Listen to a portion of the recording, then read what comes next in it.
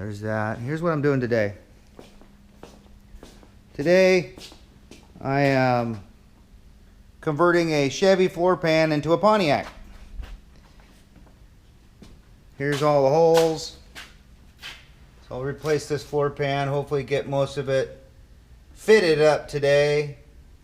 There's the one I finished in this 55 Pontiac Chieftain. You see it takes a lot of crap everywhere just to get anything done. But that's what we're going to do today. And there's Tony.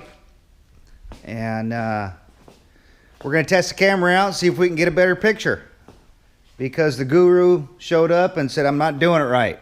So we're going to make sure that when you guys get a video for me and it looks good. So that's what we're doing. And I will see you guys soon. Late.